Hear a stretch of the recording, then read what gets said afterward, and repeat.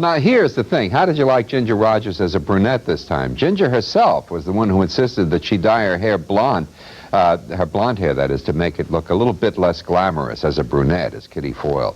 More like an ordinary working girl. I guess blondes didn't go to work in those days or whatever. The year after, Ginger won her Oscar for Kitty Foyle. Joan Fontaine won for Suspicion. That was the Alfred Hitchcock movie with Cary Grant as the bad guy. And since Fred Astaire had just co-starred with Joan in Damsel in Distress and had appeared in countless films, of course, with Ginger Rogers, 9 of them, he said, hey, you know, they dance with me, and the next thing you know, they turn up at Academy Awards time and win the Oscar for acting. Ginger's award was the only Oscar Kitty Foyle won, but it wasn't the only nomination. It lost Best Picture that year to David O. Selznick's Rebecca, and Sam Wood lost Best Director to John Ford for The Grapes of Wrath. It was also nominated, Kitty Foyle, for Best Screenplay and Best Sound. Now this. Next on AMC, John Wayne tries to protect a family from being run off their land in Howard Hawks' Western classic, El Dorado, featuring Robert Mitchum and Edward Asner. Next on AMC.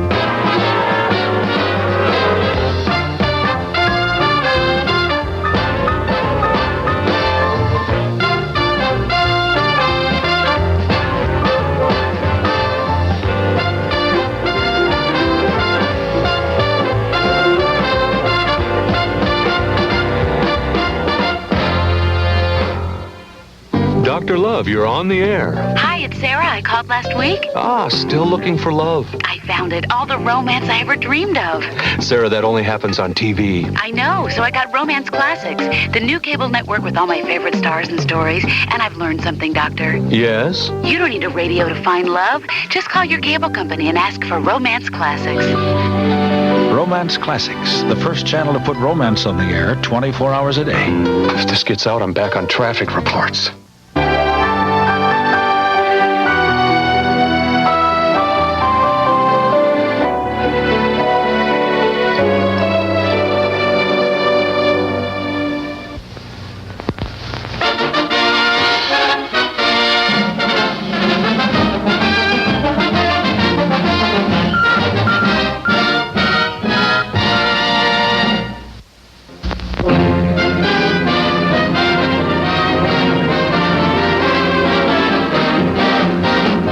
The Santa Monica Civic Auditorium, the highlights of the presentation of Academy Awards. And for 20th Century Fox's Research Department and Laboratory, Sol Halperin accepts the Research Award for an achievement that makes CinemaScope films available for standard projection.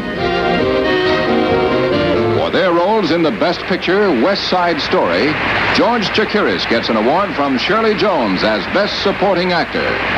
And as Best Supporting Actress, we have Rita Moreno receiving one from Rock Hudson, exciting Rita no end. Good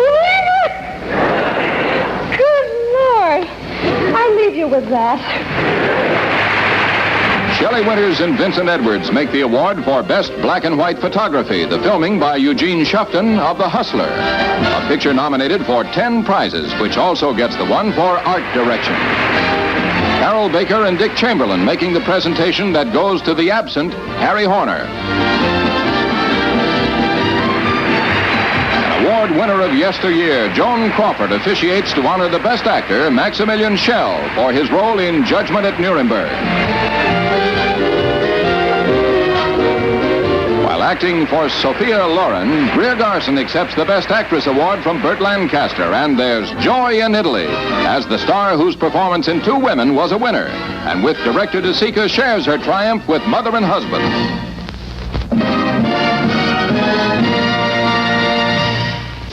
You're watching American Movie Classics. Hollywood's legendary singing and comedy duo are headed west. Okay, Hollywood. Here we come. And with these two, it's adventure mixed with mayhem. Malcolm, take off that red jacket! What do you think you're doing? For a couple of traveling guys. Dean Martin and Jerry Lewis star in their last film together. En route to Hollywood or bust. Premiering Sunday, August 14th at 9 p.m. only on AMC. Hi, I'm Bob Dorian, and I'm here in one of the most beautiful movie palaces in the country, the Castro Theater in San Francisco, to let you know how you can see magical sights like this and so much more every time you open American Movie Classics magazine. You'll visit one spectacular theater after another, enjoy glamorous color photos of your favorite stars, and get the inside story on their careers. Plus, you'll never have to search for a great classic movie again, because you'll have a personal guide to what's showing on AMC, with descriptions of every movie and exclusive original program. And if you like Bob Dorian's insights on the air, now you can write to him, care of AMC Magazine. Order now and save 50% off the cover price. Send a check or money order for $11.95 to P.O. Box 2065, Marion, Ohio 43305, or use your Visa or MasterCard by calling 1-800-535-7700. So bring the classic movie experience home. Call now and order your personal guide to Classic Hollywood, American Movie Classics magazine. And now, the continuing story of Boy Meets Girl, Boy Loses Girl, Boy Gets Girl. Some said it would never work. Others thought she brought out the beast in him, but he was bananas over her. Could they beat the odds? Would they find happiness in the concrete jungle? Or would he drop her to catch a flight to Hollywood? The answers to these and other towering questions in King Kong, Monday on AMC. He's a chip off the old block. Jake, and he's strapped, just like his old man. The spitting image of dear old Dad. Believe it or not, there's a little calm on you. A little bit. How little? Carrying on in the family tradition. Good boy, little Tom. He's just an overgrown kid. He's the son of Kong. Well, I never knew that old Kong had a son.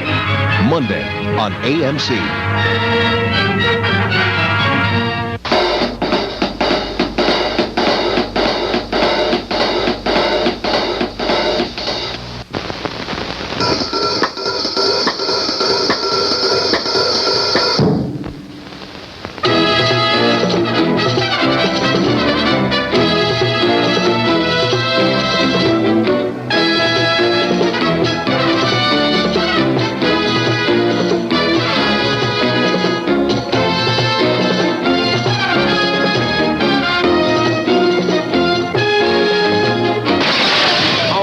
And John Wayne, who gave you two of the classic westerns of all time, Red River and Rio Bravo. Now add Robert Mitchum to the combination in El Dorado, the story of two close friends who didn't need any enemies to start a war. What the hell are you doing here?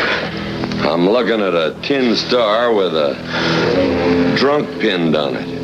Help me up out of here, Cole. Wayne and Mitchum. A pair of bull-headed battlers who lock horns and then join forces against the best guns in the West.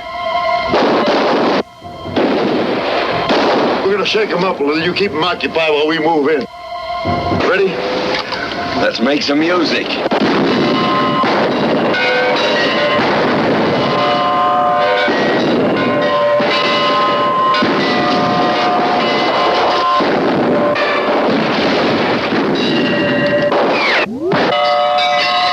And with them, Charlene Holt as Maudie, a fine figure of a woman who stretches friendship to the breaking point. I thought you'd forgotten all about me. I thought that... You know something, Cole? I think we better get ourselves a new girl. Yeah. You better not. Why not? I'm girl enough for both of you. A new young star, James Caan as Mississippi, who tries to take on the gunslingers with a knife. Plus a little help. Michelle Carey as Joey, part girl, part wildcat. Just hold still now, miss.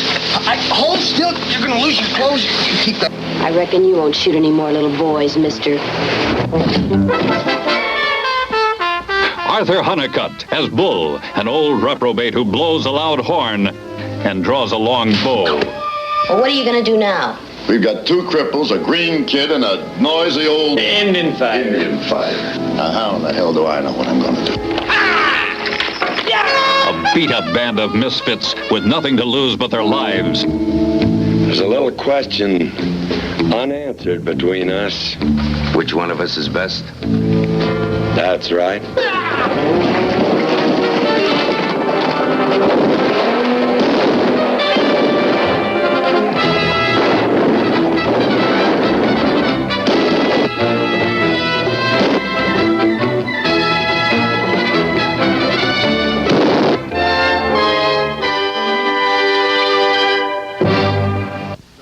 Next on AMC, John Wayne tries to protect a family from being run off their land in Howard Hawks' Western classic, El Dorado, featuring Robert Mitchum and Edward Asner. Next on AMC.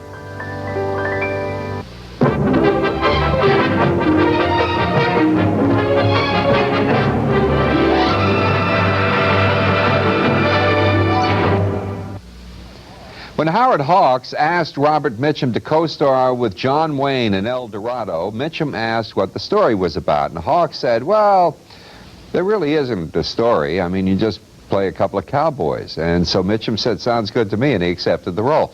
The line about there not being a story wasn't really entirely correct, of course. When Hawks explained the plot to John Wayne saw it right away as a variation on a film called Rio Bravo, which they had made some 10 years before that. Now, in that one, Dean Martin played the part of a cowboy who drank too much. And when Wayne heard the plot again, this time he only had one request. He said he wanted to be the drunk. Well, the answer was no. That role was to go to Robert Mitchum. Ed Asner is in this movie. He plays a cattle baron, and one of the bartenders was played by Robert Mitchum's brother, John. Here they all are, John Wayne and Robert Mitchum, leading the way, of course, in El Dorado.